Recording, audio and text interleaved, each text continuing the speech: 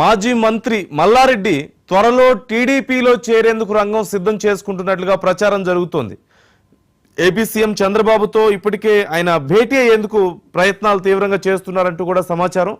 Telangana TDP అధ్యక్షుడిగా బాధ్యతలు ఇస్తే చేపట్టేందుకు సిద్ధంగా ఉన్నానంటూ మల్లారెడ్డి చెబుతున్నట్లుగా మనకు కొంత సమాచారం అందుతుంది. అవసరమైతే ఎమ్మెల్యే పదవికి రాజీనామా చేసేందుకు కూడా రెడీగా ఉన్నట్లుగా తెలుస్తుంది. 2014లో మల్కాజ్గిరి నుంచి టీడీపీ తరఫున ఎంపీగా గెలిచిన మల్లారెడ్డి తర్వాత బీఆర్ఎస్ పార్టీలో చేరిన విషయం మనకు తెలిసిందే. 2018లో మేడ్చల్ ఎమ్మెల్యేగా గెలిచి మంత్రిగా పనిచేశారు మల్లారెడ్డి. మల్కాజ్గిరి ఎమ్మెల్యేగా ఆయన అల్లుడు మర్రి రాజశేఖర రెడ్డి ఉన్నారు. తనకున్నటువంటి పాత సంబంధాలతో పూర్వ టీడీపీ నేతలతో సంప్రదింపులు జరుపుతున్నట్లుగా కూడా మనకు సమాచారం అందుతోంది.